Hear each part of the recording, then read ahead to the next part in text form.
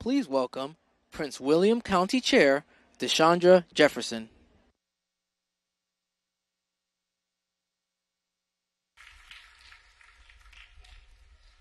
Good afternoon, friends, neighbors, and distinguished guests.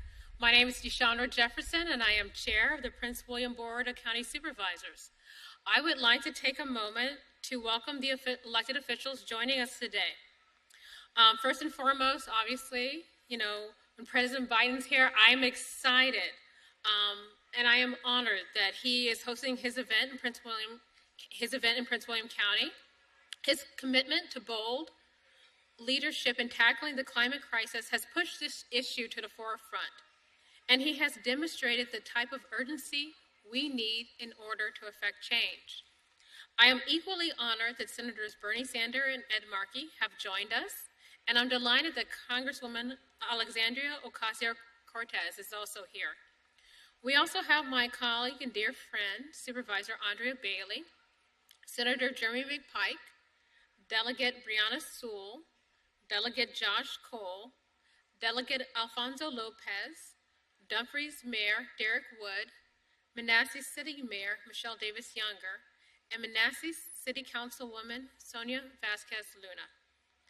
As Virginia's most diverse county, Prince William embodies so much of what makes our nation beautiful.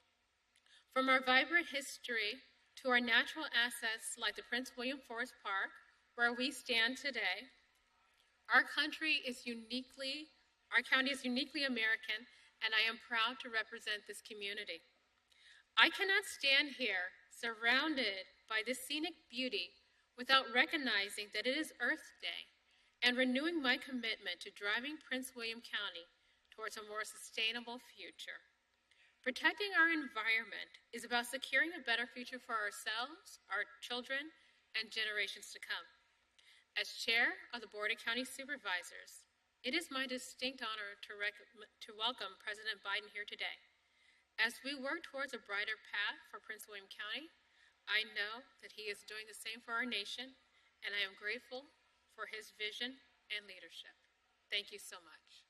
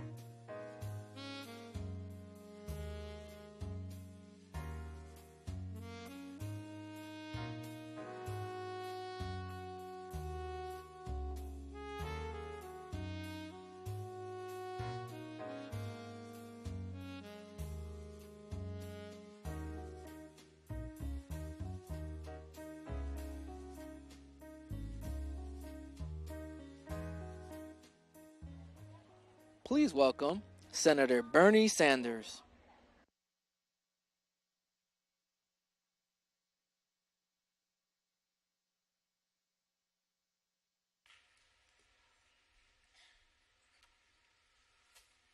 What a beautiful day.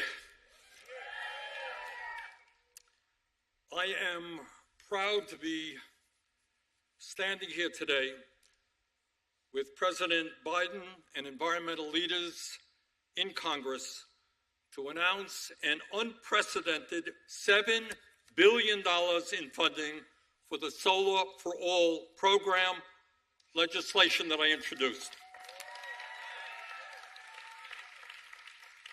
Let us be very clear. Climate change is real. Climate change through drought, floods, forest fires, heat waves, and extreme weather disturbances is already causing massive devastation to our country and the entire world. And if anyone tells you that climate change is a hoax, have them talk to farmers whose crop production is dwindling because of drought. Have them talk to firefighters who risk their lives fighting fires with more severity and size than we've ever seen before. Have them talk to many thousands of Americans, including many in my own state of Vermont, who have lost their homes because of unprecedented flooding.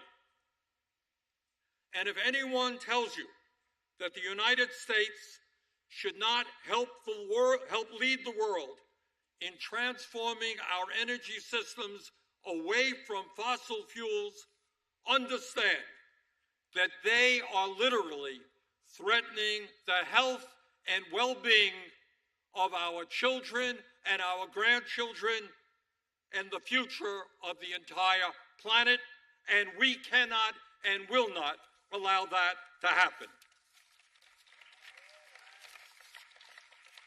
All of which brings us to why we are here today.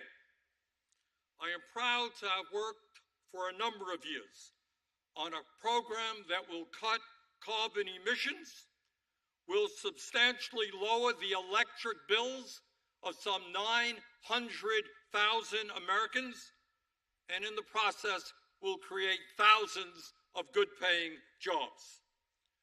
This legislation, Solar for All, is a win for the environment, a win for consumers, and a win for job creation.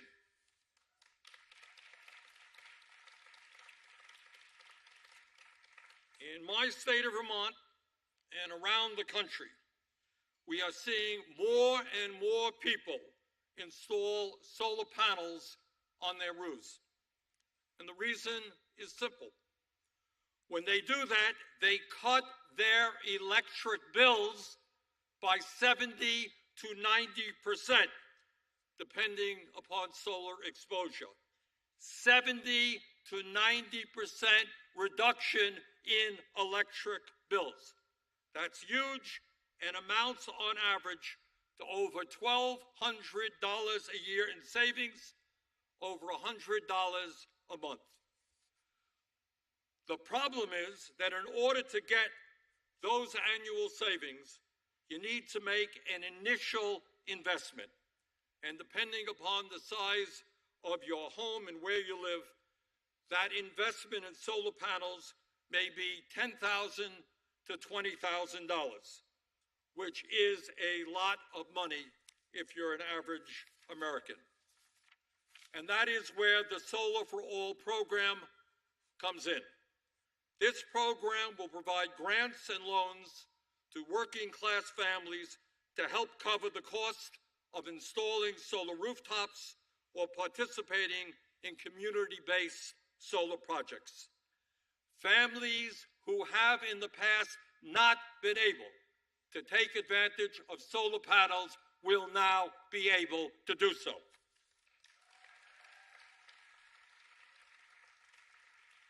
And this program is cost effective, and I want to thank the EPA for their good work on this.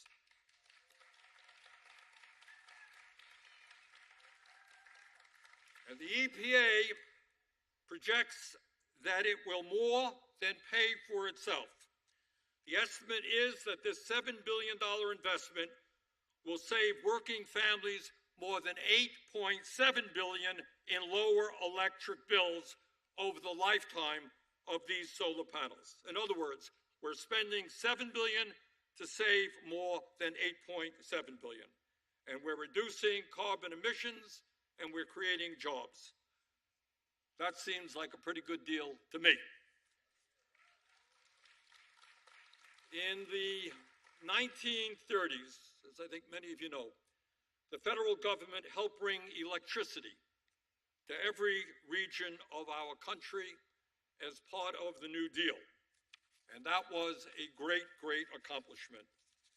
Today, we can lead the world in transforming that energy system away from fossil fuels to clean, renewable energy, and in the process, save Americans billions on their electric bills. I want to thank President Biden for his leadership on this issue, and I look forward to our continued work together to expand residential solar, to lower the cost of electric bills throughout this country, and to combat the existential threat of climate change. And now I would like to introduce Senator Ed Markey, who has been one of the leaders in the U.S. Senate in environmental issues, who will talk about another exciting part of our agenda that will create good-paying jobs for young people who will be working hard to save the planet. Ed?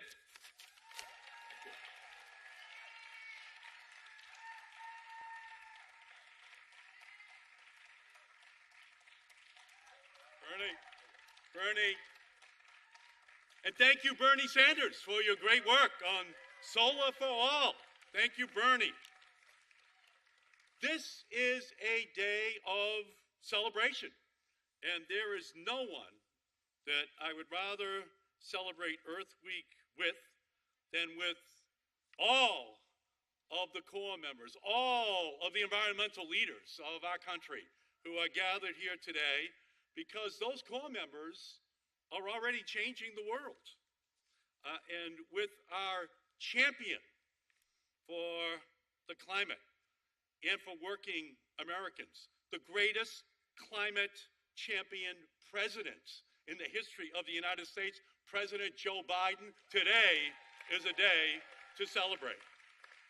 Today, we celebrate the historic American Climate Corps and the $7 billion for the Solar for All program, programs that will electrify and energize. It's putting all of these issues right on the front of the agenda for our country. And even more, we celebrate the movement that got us here. And we know it is not a moment too soon. Climate change is an emergency. It's putting our present in peril. The planet is running a fever. There are no emergency rooms for planets. We have to engage in preventative care. That's what these Corps members are going to be doing. The young people aren't giving up. They're not backing down or begging for a livable future. You are demanding a livable future. And we stand inspired by you. But more importantly, we stand in solidarity with you. And that's why Congresswoman Ocasio-Cortez and I did not agonize. We organized alongside all of you for a 21st Century Climate Corps, a job-creating program that would build the workforce for a clean tomorrow while tackling the problems of today. And President Biden delivered on that dream, and that is what we are celebrating here today. On top of the historic billions in climate funding, including for the Solar for All program, we celebrate today, we have an historic new American Climate Corps to turn those assets into action all across our country. Today marks the launch of the American Climate Corps website, climatecorps.gov. Say it again, climatecorps.gov, where people all across the country can sign up to get paid, get trained, and get to work, protecting our country. Tens of thousands of Americans together transforming our nation to survive a transforming world. And we stand in this historic civilian Conservation Corps camp at Prince William Forest Park, taking lessons from our past as we look forward to a better future.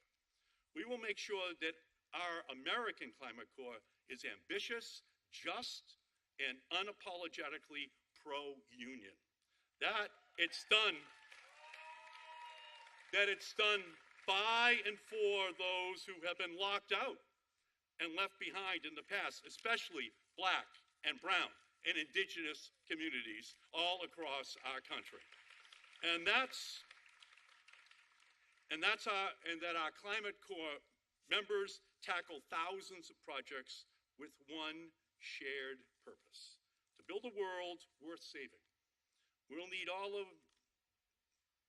three of the Green New Deal principles: union jobs, environmental justice, and climate action built into this program.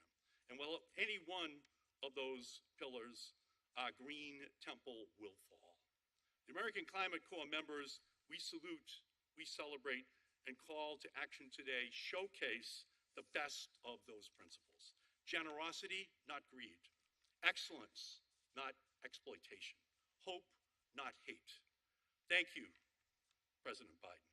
Thank you for your leadership in ensuring that we create this opportunity for young people to save our planet.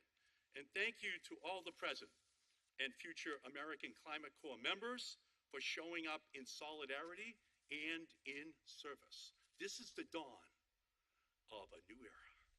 And we are just so proud to be with all of you here today.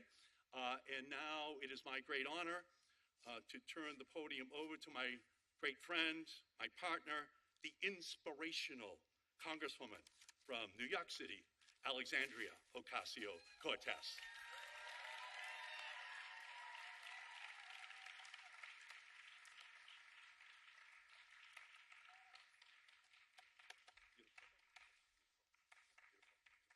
Happy Earth Day, everyone. I'm so excited to be here today with Senator Sanders, Senator Markey, and President Biden. Today is a historic day and a landmark achievement for organizers and countless young people as we officially open the American Climate Corps to the public. I want to thank President Biden for working with us to take swift and bold executive action to protect the planet by launching the American Climate Corps, and also for investing billions in clean, resilient energy via the Solar for All competition, among so many other climate victories. As you'll hear in today's announcement, it is no accident that this president is overseeing the single biggest federal investment in tackling the climate crisis in our nation's history. Over just the past few months, President Biden has paused new natural gas exports, vastly expanded the conservation of our public lands in Alaska, and he has overseen tens of billions of dollars in climate investments across the United States. Today also serves as a reminder of the power of organizing, of what we can accomplish when young people, climate advocates, labor organizers, and working people of all backgrounds come together to demand the future we all deserve. It is especially important that we remember the power of young people shaping this country today, of all days, as we once again witness the leadership of those peaceful student-led protests on campuses like Columbia, Yale, Berkeley, and many others. Just 3 years ago, Senator Markey and I introduced the Civilian Climate Corps for Jobs and Justice Act. People said then it was impossible. And to that, we said, watch us work. We knew an American Climate Corps wasn't impossible because our country has done this before. What we needed was, because we knew that we have done this before. Apologies. We knew that we've done this before. And what we needed, though, was the political will. It was the power of young people that have made today possible. This is why I am especially encouraged that President Biden is reviving the idea that inspired our bill, which President Franklin Delano Roosevelt first put forward in 1933 in the creation of the original Civilian Conservation Corps. The CCC, as it was known then, was revolutionary.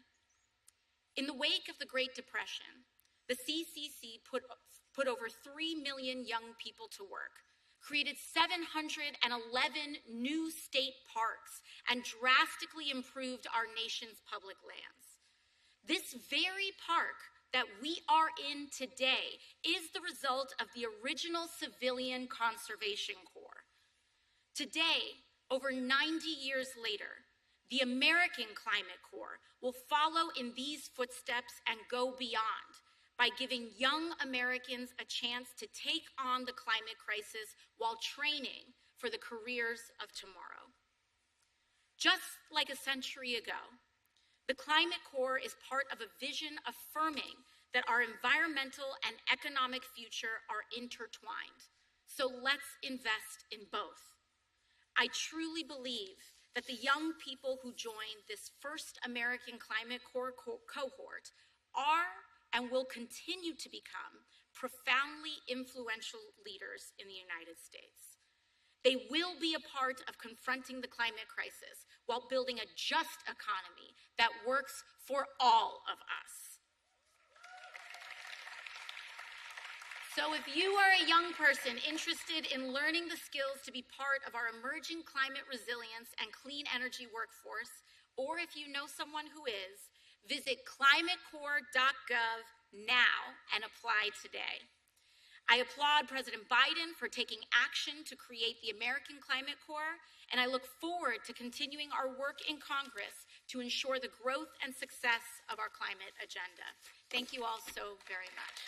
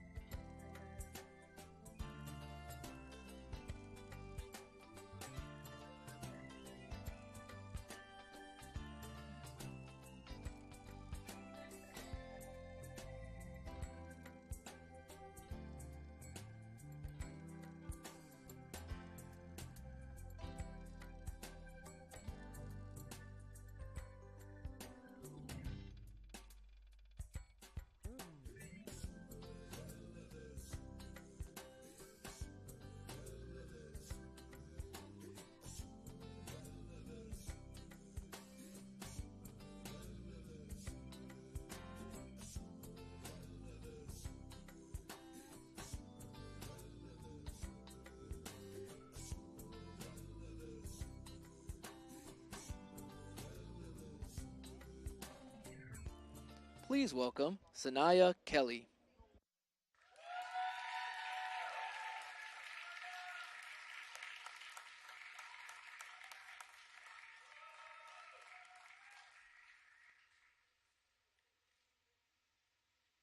Hello, my name is Zanaya Kelly. I was born and raised in Detroit, Michigan, as the middle child of a family of 7. I grew up in a neighborhood where there weren't many grocery stores that had healthy food options nearby. There were times where liquor stores doubled as grocery stores. But in elementary school, I learned the importance of having access to healthy food options. And my mom and I started a backyard garden. I was hooked. From our little backyard oasis, I could see the impact that fresh fruits and vegetables had on my family's health. The high school I attended focused on aviation.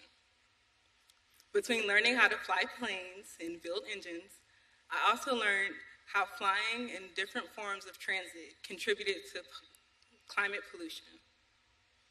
For me, transportation was personal. Apart from lacking healthy food options, my entire city lacked reliable transportation. Coming from a big family, cars were expensive, so I had to rely on public transit. A 25-minute car ride to school could easily be a 2-hour bus ride. One winter in 10th grade, I got second-degree frostbite on all of my toes because I had to walk for miles in the snow when the bus didn't show up. These experiences inspired me to combine my passions for improving both the environment and public transit systems as an AmeriCorps member.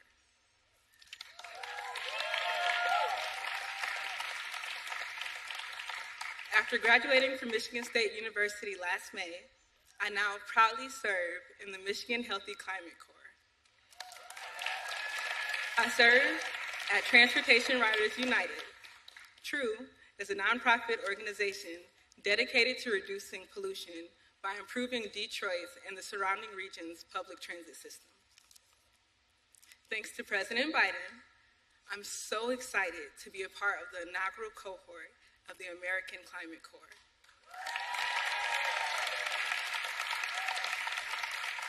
For young environmentalists like me, it means so much to know that we have a president who understands the importance of climate change, clean energy, and climate justice.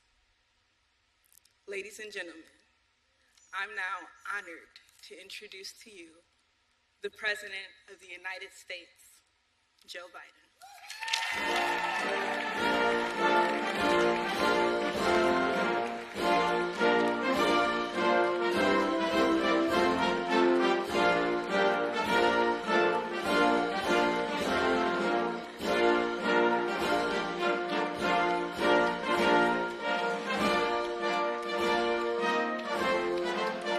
Hello, hello, hello. Thank you, Zanaya, for sharing your story that embodies the spirit of Earth Day. On this day, 54 years ago, with literally toxic rivers burning, air filled with pollution, millions of Americans from every age and background rallied together to stand for our environment and for future generations. I got to know Senator Gaylord Nelson, from Wisconsin when I got to the Senate. And he organized the first Earth Day. I later introduced the first climate bill in the United States Senate, and all these years later, as president, I was able to sign into law the Inflation Reduction Act, the most significant investment ever anywhere in the history of the world, and we're just getting started. Earth Day pushed the country forward, leading to Environmental Protection Agency, and we're fortunate enough to have with us EPA Administrator Michael Regan here. Where are you, Michael? Stand up. Get up. Get up. I stole him from Carolina. We're not letting him go back. And we're joined by our great Secretary of Interior, Deb Haaland. Deb, stand up. First Native American ever to serve in a cabinet. And AmeriCorps CEO Michael Smith. Michael, where are you? There you go. Joined by members of the Congress, including Ed Markey of Massachusetts, who, by the way, thought this was an important idea a long time ago and talked about dealing with the climate core. One needed one. Ed, we owe you a lot, pal. We owe you a lot. And Senator Bernie Sanders of Vermont, who understands what beautiful territory looks like up in Vermont and has done everything in his power to protect it. Bernie, you're the best. And Representative Ocasio-Cortez of New York, you know, I learned a long time ago, listen to that lady. Listen to that lady. We're going to talk more about another part of the world, too, real quickly. Look, joined by all of your advocates and community leaders, this is a good day. It's fitting to be here in Prince William Forest Park. On March 31, 1933, during the Great Depression, President Franklin Delano Roosevelt created the Climate Conservation Corps, which is talked about a little bit, to put Americans to work to conserve our country's natural resources. Thousands of young Americans from the Civilian Conservation Corps built this park, providing jobs, recreation, hope, and healing at the time. We know today we face another kind of existential threat. It requires equally bold and clear action. As president, I've seen the devastating toll of climate firsthand. Since I've been president, I've flown over all the major fires and the thousands upon thousands of acres that have burned flat by wildfires, more acres than the entire state of Maryland combined. I've met with families whose homes are wiped off the map by devastating hurricanes, floods, and storms. Last year was Earth Day's hottest day on record. And over the last 2 years, natural disasters and extreme weather in America have caused $270 billion in damages. And the impacts we're seeing, decades in the making, because of inaction, are only going to get worse, more frequent, ferocious, and costly. But since Kamala and I took office, we've been acting, and today I'm proud to announce 2 major steps forward. The first, energy costs are among the biggest costs for families to budget, particularly poor and middle-income families. In fact, low-income families can spend up to 30% of their paychecks on their energy bills. It's outrageous. To reduce family energy costs for folks with low and moderate incomes today, the Environmental Protection Agency will invest $7 billion from our Inflation Reduction Act in a new program called Solar for All. We'll award grants, 60 grants across the country to states, territories, tribal governments, municipalities, nonprofits to develop programs that enable low-income and disadvantaged communities to benefit from residential solar power. And it's a big deal. This new Solar for All program means that 900,000 households, 900,000, will have solar on the rooftops for the first time and soon. Millions of families will save over $400 a year in utility bills, and that's $350 million nationwide. My dad said it matters what's there at the end of the paycheck, but the month is out. Do you have anything left? It means we'll cut more than 5 million metric tons of carbon pollution annually. And folks, Solar for All will give us more breathing room and cleaner breathing room. It's going to also create 200,000 good-paying and union jobs over the 5 years in communities that need it most, fence-line communities. You know, as I always say, I think about climate. When I think about it, I think not only about health and safety, but I think about jobs. And that brings me to my second announcement. Last fall, I talked about a historic new program that my administration was launching with the help of my colleagues on my right here, called the American Climate Corps. As I said, and I'm not being solicitous, Ed Markey talked about that long before. It's patterned after the Civilian Conservation Corps and the Peace Corps and AmeriCorps. Like them, it brings out the best in young people to do what's best for America. And will put tens of thousands of young people to work at the forefront of our climate resilience and energy future, clean energy future. Today, I'm proud to announce that Americans across the country can now apply to become the first members of the American Climate Corps. We're recruiting for over 2,000 positions in 36 states to start with, in Washington, D.C., Puerto Rico, with many on the way. Just go to Climate Corps, as mentioned already, climatecorps.gov to apply. You'll get paid to fight climate change, learning how to install those solar panels, fight wildfires, rebuild wetlands, weatherize homes, and so much more that's going to protect the environment and build a clean energy economy. To ensure a pathway to good union jobs and careers, you'll have access to free apprenticeship training through a new partnership we're announcing today with the North American Building Trade Unions. And as you may remember, when I announced in 2020, I initially didn't announce my climate position until I talked to the unions, because unions were all, again, they thought climate cost them jobs. Well, guess what? IBW stepped up, and they all stepped up, and now our strongest support comes from unions. When you finish your service, you finish your term of service, you'll also be eligible for a streamlined path to federal government jobs related to climate and clean energy. We're also announcing a new collaboration with Bloomberg Philanthropies that puts American Climate Corps members in energy communities like former coal mining and communities, power plant communities that have powered our nation but have been fence line communities and hurt very badly for generations. Today's announcement builds upon an unprecedented historic action we've already taken to tackle the climate crisis, deliver environmental justice, and build a clean energy future. Just look at the last few weeks alone. To ensure clean energy, we issued new standards for chemical plants that emit toxic pollution. Now is ending. And because of the Clean Air Act, we're going to reduce the number of people at risk for cancer in fence-line communities who have been smothered for decades by pollution by 96%, according to the studies.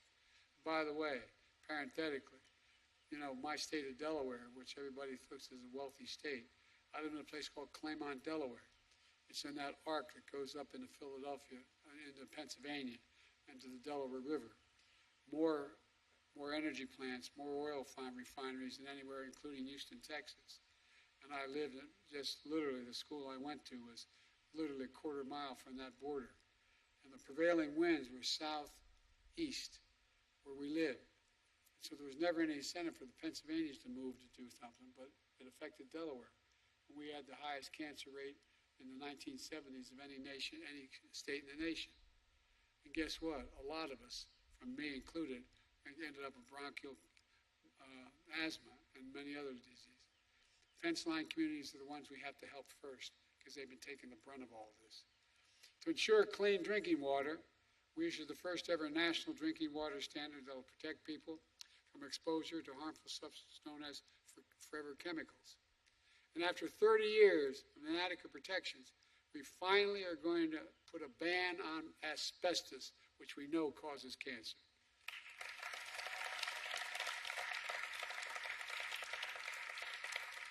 It's all part of a plan to reassert America's climate leadership. We rejoined the Paris Agreement and sparked a domestic clean energy manufacturing boom, providing incentives for 80,000 farmers to implement climate-smart agricultural practice, so plant what absorbs carbon from the air and pay them for doing it. We've quadrupled the number of electric vehicles sold, and 11,000 dealerships have now signed up to sell more. We're modernizing infrastructure with better roads and highways, energy grids, and more, so they can withstand and recover from extreme weather. Already underway, we're replacing every single lead pipe in America so everyone can turn on a faucet, home or at school, and drink clean water that doesn't contain lead. We're also reducing flood risk for communities, improving drought resilience, and conserving 41 million acres of our most precious and sacred lands and water. I committed that I'm going to try to take of all non-developed land and waters, we're going to take 30% of it by 2030 and make sure it is conserved, period. We're well on our way. We've already attracted nearly $700 billion in private sector investments in advanced manufacturing and clean energy, creating tens of thousands of jobs here in America. And all across the board, we're lifting up communities and workers too often left out in urban, rural, suburban, tribal communities all across the country. But folks, despite the overwhelming devastation in red and blue states, there's still those who deny climate is in crisis. Our MAGA Republican friends don't seem to think it's in crisis. They actually want to repeal the Inflation Reduction Act, which provides the funding for a vast majority of these projects, and roll back clean air protections for clean air and clean water. And I'm not going to go into it now, but I'm not making it up. It's real. Just listen to what they say. Anyone in or out of government who willfully denies the impacts of climate change is condemning the American people to a very dangerous future, and the world, I might add. They want to take us backwards, sideline our workers, let China and others lead the race for clean energy. I'm determined, absolutely determined, that we move forward. We move forward. Let me close with this. In 1933, and it was referenced by the Congress lady, that when Roosevelt outlined the Civilian Conservation Corps, he said, quote, and I'm quoting, "More important than the material gains will be the moral and spiritual value of such work." He always put it in the context that went beyond just what the immediate need was. I'd say the same holds true for what we're doing here today. It has a moral imperative. And I've never been more optimistic about America's future. We just have to remember who we are. We're the United States of America. And there's nothing beyond our capacity. We work together. So happy Earth Day, folks. And God bless you all, and may God protect our troops. We're going to get this done, I promise you, come hell or high water. Thank you, thank you, thank you. Come on.